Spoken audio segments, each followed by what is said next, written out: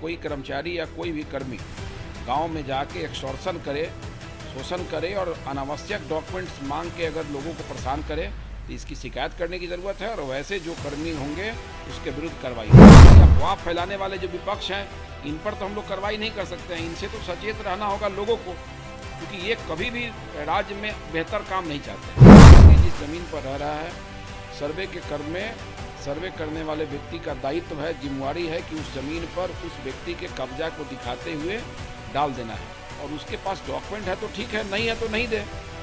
उस आधार पर उसका ज़मीन खाली होने वाला नहीं है। कोई भी वंशावली जो है शपथ पत्र बनवाने की ज़रूरत नहीं है कि जाके हम अनुमंडल में चक्कर लगाएं और नोटरी पब्लिक के यहाँ चक्कर लगाएं। आपको स्वतः पारिवारिक जो है ना, जो बोलते हैं वंशावली बना के देना है। कोई शपथ पत्र के साथ वंशावली देने की ज़रूरत नहीं है। बिहार में भूमि सर्वेक्षण हो रहा है और ऐसे में लोगों के द्वारा कई सारे शिकायतें की जा रही है। कहा यह जा रहा है कि काफी ज्यादा दिक्कतों का सामना करना पड़ रहा है। ऐसे में कई सारे लोग कई तरह की बातें कहते हुए नजर आ रहे हैं। हमारे साथ बात करने के लिए बीजेपी से ढाका विधायक पवन जायसवाल है, जुड़ेंगे, बात करेंगे। पवन जी, कैसे देख रहे हैं? कई सारी शिकायतें आ रही है, आपके पास भी आ रही होगी, जनप्रतिनिधि हैं आप जी। क्या कि जो भी कर्मचारी या जो भी कर्मी लोगों को गुमराह करेंगे या विपक्ष के जो झांसा है वो जो लोगों को गुमराह करने का काम कर रहे हैं, लोगों को झांसा में लेके कि राज्य सरकार ये कागज़ मांग रही है तो सर्वे होगा तो ज़मीन निकल जाएगा, ऐसी कहीं कोई बात नहीं है। सर्वे ज़मीन का सर्वे हो रहा है। सरकार ये जानना चाहती है कि कौन ज़मीन किसका है, क्या है।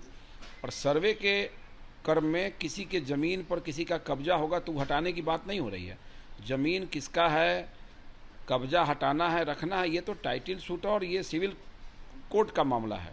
जो प्रक्रिया संविधान में पहले से निहित है वही प्रक्रिया से वो खाली होना है, जो भी होना है। इससे सर्वे को कोई मतलब नहीं है। और जो व्यक्ति जिस ज़मीन पर रह रहा है, सर्वे के क्रम में सर्वे करने वाले व्यक्ति का दायित्व है, जिम्मेवारी है कि उस ज़मीन पर उस व्यक्ति के कब्जा को दिखाते हुए डाल देना है। और उसके पास डॉक्यूमेंट है तो ठीक है, नहीं है तो नहीं दे। उस आधार पर उसका ज़मीन खाली होने वाला नहीं है। और कोई भी वंशावली जो है शपथ पत्र बनवाने की ज़रूरत नहीं है कि जाके हम अनुमंडल में चक्कर लगाएं और नोटरी पब्लिक के यहाँ चक्कर लगाएं। आपको स्वतः पारिवारिक जो है ना, जो बोलते हैं वंशावली बना के देना है। कोई शपथ पत्र के साथ वंशावली देने की ज़रूरत नहीं है। माननीय मंत्री जी दिलीप जायसवाल जी ने भी कहा है इन चीज़ों को, और विभाग के जो भी पदाधिकारी हैं लगातार कह रहे हैं। फिर भी अगर कोई कर्मचारी या कोई भी कर्मी गाँव में जाके एक्सटॉर्शन करे, शोषण करे और अनावश्यक डॉक्यूमेंट्स मांग के अगर लोगों को परेशान करे तो इसकी शिकायत करने की ज़रूरत है। और वैसे जो कर्मी होंगे उसके विरुद्ध कार्रवाई होगी। लगातार जिस तरीके से आपने बोला कि पैसा होगा ही कि जो बात कर रहे अधिकारी उनके ऊपर कार्रवाई होगी, लेकिन शिकायत जी आता है। मैंने ये कहा कि इस प्रकार की शिकायतें अगर प्राप्त होगी तो जो वरीय पदाधिकारी हैं या विभाग के द्वारा वैसे कर्मियों पर कार्रवाई की जाएगी। लेकिन ये अफवाह फैलाने वाले जो विपक्ष हैं इन पर तो हम लोग कार्रवाई नहीं कर सकते हैं। इनसे तो सचेत रहना होगा लोगों को, क्योंकि ये कभी भी राज्य में बेहतर काम नहीं चाहते हैं।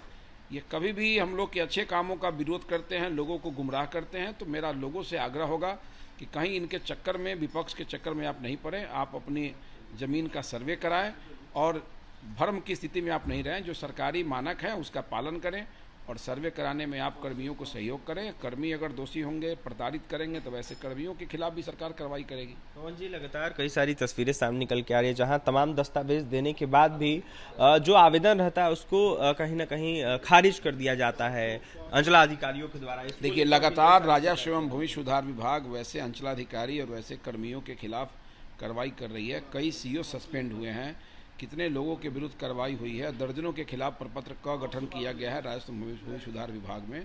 तो मेरा ये कहना है कि अगर कोई गड़बड़ी है तो उसको संज्ञान में लोगों को लाना चाहिए। गड़बड़ी अगर है तो उसका समाधान भी होगा और वैसे लोगों के विरुद्ध कार्रवाई भी होगी। लगातार माननीय मंत्री कह रहे हैं इन चीज़ों को, तो लोगों को इन पर विश्वास रखना है। और माननीय मंत्री जी ने अपना नंबर सार्वजनिक कर दिया है, लोग अपनी सूचना दे दें। और मंत्री जी को ही क्यों, बगल में डीएम बैठते हैं, बगल में एसडीओ हैं, सभी जगह जिले में उपलब्ध हैं, सबको जानकारी दें। डीसीएलआर हैं, जो भी हैं, सबको जानकारी दें। वैसे लोग चिन्हित होंगे और कार्रवाई होगी। देखिए, वैसे लोग चिन्हित होंगे जिनके द्वारा प्रताड़ित किया जा रहा है, परेशान किया जा रहा है। जो लोग पैसा उगाही की बात कर रहे हैं, ऐसी अगर शिकायतें आती है तो उनका भी कंप्लेन जो है सीधा सीधा आप राजस्व भूमि सुधार मंत्री को भी दे सकते हैं, क्योंकि नंबर जो है सार्वजनिक कर दिया गया है।